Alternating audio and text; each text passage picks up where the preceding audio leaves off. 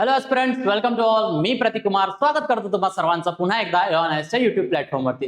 अतिशय महत्त्वाचा टॉपिक तुमच्यासाठी घेऊन आलेला आहे. खूप इंटरेस्टिंग टॉपिक आहे, छोटासा आहे पण महत्त्वाचा आहे. काही प्रश्न सुद्धा तुमचे या टॉपिक मधून कव्हर होताना दिसून येईल. शेवटपर्यंत बघायचं आहे. आणि पृथ्वीच्या पोटात नेमकं घडतंय काय, या टायटल वरून जरी तुम्हाला हा टॉपिक थोडासा टेक्निकल वाटत असेल तर अशा पद्धतीने तो नसणार आहे. सोप्या पद्धतीने आपण समजून घेणार आहोत, चर्चा करणार आहोत. जसं जसं आपण पृथ्वीच्या पोटात शिरतो, खोलात जातो, अनेक गोष्टी आपल्याला त्या ठिकाणी दिसून येतात आणि नेमक्या त्या गोष्टी काय असतात आणि कसे चेंजेस झालेले आहे आणि काय निरीक्षण वैज्ञानिकांचं आलंय, हे सर्व आपण या व्हिडिओच्या माध्यमातून समजून घेणार आहोत, चर्चा करणार आहोत. पण तत्पूर्वी तुम्ही जर राज्यसभेसाठी तयारी करत असाल तर उत्तर लेखन झिरो टू हिरो हे पुस्तक अतिशय महत्वाचं आहे. मार्केटमध्ये अवेलेबल आहे, तुम्ही खरेदी करून घेऊ शकता. आन्सर रायटिंग रिलेटेड सगळ्या गोष्टी मी यामध्ये मेन्शन केलेल्या आहेत. बघा, आता ही एक तुम्हाला इमेज बघून घ्यायची आहे. इथे तुम्हाला काय दिसतो, हा सूर्य दिसतो आणि ही जी आहे ही आपली पृथ्वी आहे. बघा, या इमेजकडे बघून तुमच्या काय लक्षात येतं हे तुम्ही मला सांगायचं आहे. मी शेवटी या इमेजला डिस्कस करणार आहे आणि हिचं महत्व काय हे सुद्धा तुम्हाला शेवटी समजणार आहे. सो शेवटपर्यंत तुम्हाला हे बघायचं आहे. बघा, आता सर्वात आधी आपण एक वैज्ञानिकांचं जे काही निरीक्षण आलेलं होतं 4-5 दिवसाआधीची ही जी काही बातमी आलेली होती त्या अनुषंगाने मी हा टॉपिक उचललेला आहे, जो आपला जिओग्राफी सोबत कनेक्ट करतो. अलीकडे पृथ्वीच्या आउटर कोअर बद्दल महत्वाची बातमी आलेली आहे. आता हा आउटर कोअर काय असतो किंवा पृथ्वीचं स्ट्रक्चर काय असतं हे तुम्हाला नेक्स्ट स्लाइड मध्ये मी सांगतो, तेव्हा लक्षात येईल. आपण बातमी बघून घेऊया. वैज्ञानिकांना असं आढळलं की पृथ्वीच्या द्रवरूप म्हणजे आउटर कोअर मधील जो मोल्टन आयन फ्लो आहे यामध्ये मोठा बदल झालेला आहे. ठीक आहे, म्हणजे एखाद्या गोष्टीत जर बदल झालेला असेल, एखादी गोष्ट इकडे चाललेली आहे आणि आता समजा हे वेस्ट आहे, हा ईस्ट आहे, एखादी गोष्ट इकडे चाललेली आहे, अचानक मध्ये तिच्यात बदल झाला आणि या डायरेक्शनला जायला लागली, सो याचे परिणाम सुद्धा त्यावर होईलच निश्चित कुठे ना कुठे. सो या अनुषंगाने ते महत्वाचं आहे. मग हे आपल्याला समजलं कसं, तर जे ESA आहे म्हणजे युरोपियन स्पेस एजन्सी यांचं जे एक सॅटेलाइट होतं त्यांनी डेटा कलेक्ट केलेला आहे. त्या सॅटेलाइटनी स्वाम नावाचा तो सॅटेलाइट आहे. बघा, असे सॅटेलाइट तुम्हाला दिसून येतात, फिरत असतात, डेटा गोळा करत असतात आणि त्या अनुषंगाने वैज्ञानिक काय त्या माहितीचं विश्लेषण करत असतात. मग काय आढळलं, तर पृथ्वीचा आउटर कोअर मधील जो फ्लो आहे हा साधारणपणे वेस्टवर्ड म्हणजे पश्चिमेकडे वाहत होता, जसं इकडं पश्चिम आहे.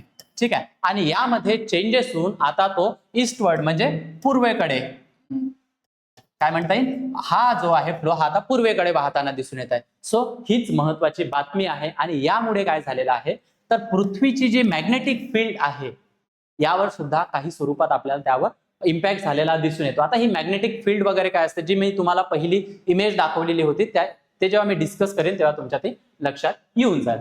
ठीक आहे, आता पुढे बघा, हा जो चेंज इन अर्थ मोल्टन कोअर फ्लो आहे हा या डायग्राम मधून दाखवलेला आहे, चेंजेस दाखवलेला आहे, एकदा तुम्ही बघून घेऊ शकता.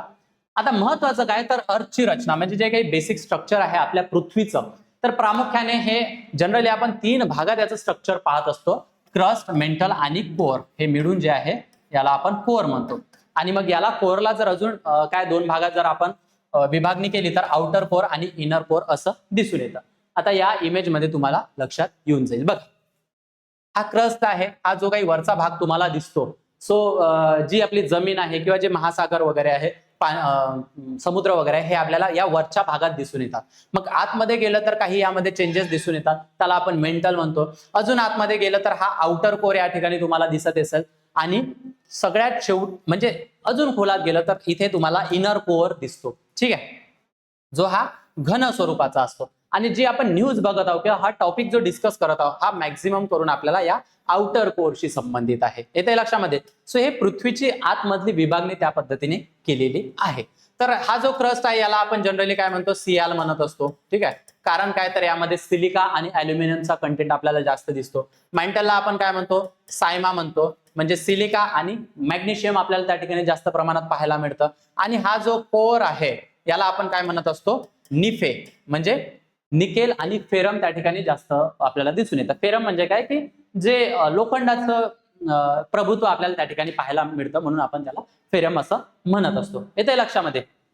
सो हा जो मग आउटर कोअर असतो, म्हणजे बघा हा इथे दिसतो ना तुम्हाला, हा जो भाग आहे, सो या आउटर कोअर मधून जी पृथ्वीची मॅग्नेटिक फील्ड आहे ती इथून तयार होत असते. म्हणजे तिथून एक मॅग्नेटिक फील्ड तयार, जे चुंबकीय क्षेत्र आहे ते तयार होत असतं, जे सूर्यापासून आपल्याला वाचण्यास मदत करत असतं. नेक्स्ट डायग्राम मध्ये मी तुम्हाला दाखवतो. सो आय होप की तुमच्या लक्षात आलेलं असेल हे स्ट्रक्चर नेमकं काय आहे.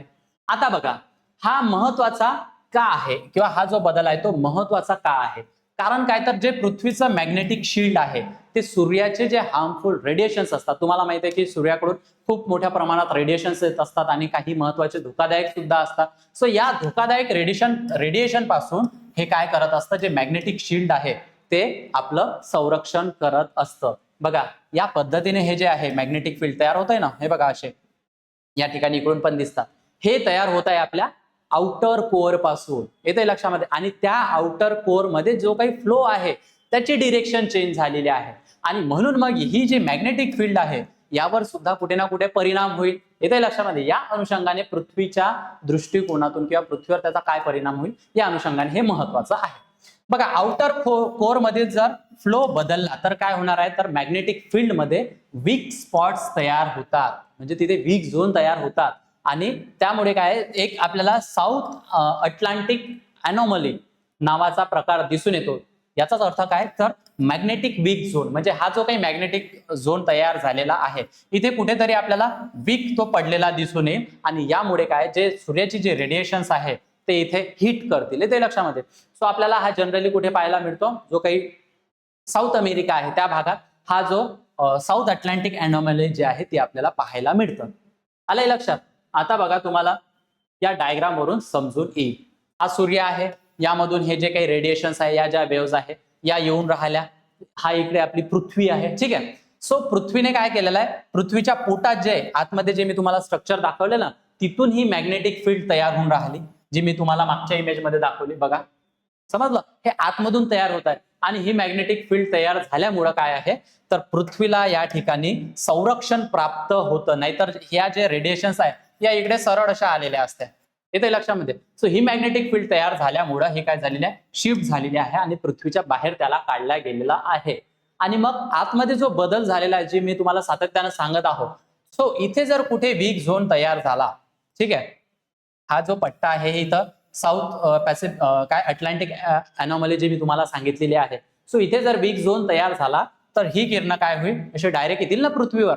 सो याचाच फरक, मग याचाच जो परिणाम आहे तो आपल्याला पाहायला मिळेल. यामुळे काय होतं की मग ज्या पृथ्वीच्या ज्या काही अंतराळात जे आपण म्हणतो स्पेस स्टेशन्स आहेत आपले, अजून काय आपले सॅटेलाइट्स वगैरे आहे किंवा इंटरनॅशनल स्पेस स्टेशन आहे, आपली जीपीएस सिस्टम असेल, जे आपले कम्युनिकेशनचे सॅटेलाइट्स आहेत जे फिरत असतील, सो हे त्याला कुठे इम्पॅक्ट करतील.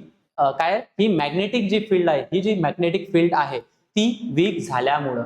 सो आलंय तुमच्या लक्षात की पृथ्वीचं हे जे काही मॅग्नेटिक शिल्ड असतं हे का महत्वाचं आहे आणि आतमध्ये पृथ्वीच्या पोटात काय बदल झालेला आहे या अनुषंगाने हे खूप जास्त महत्वाचं आहे.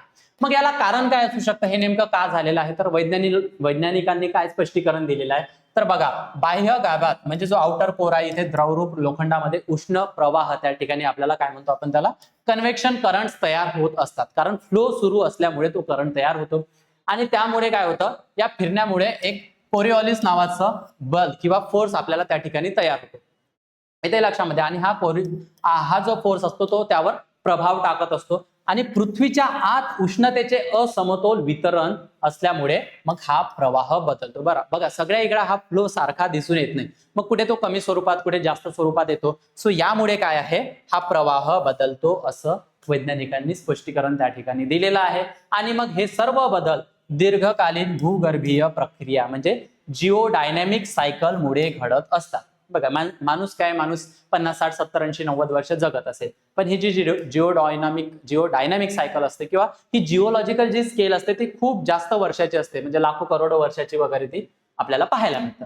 सो या पद्धतीने वैज्ञानिकांनी हे कारण दिलेलं आहे. आय होप की तुमच्या लक्षामध्ये हा टॉपिक काय आहे हा तुमच्या लक्षात आलेला असेल आणि तुम्हाला या छोटेखानी व्हिडिओच्या माध्यमातून समजून आलेलं असेल, नेमकं पृथ्वीचं स्ट्रक्चर काय असतं आणि कशा पद्धतीने मॅग्नेटिक फील्ड पृथ्वी तयार करत असते, कुठून होत असतं. सो याच अनुषंगाने तुमच्यासाठी प्रश्न ठेवलेला आहे, पृथ्वीचे चुंबकीय क्षेत्र मुख्यतः कुठून तयार होते. तुम्ही हा व्हिडिओ आता शेवटपर्यंत पाहिलेला आहे, याचं उत्तर तुम्ही मला कॉमेंट सेक्शन मध्ये द्यायचं आहे.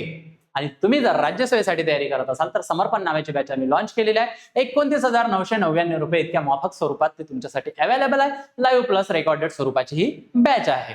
याची वैशिष्ट्ये काय, तर प्रिलिम्स प्लस मेन्स कव्हर करून दिल्या जाणार आहे.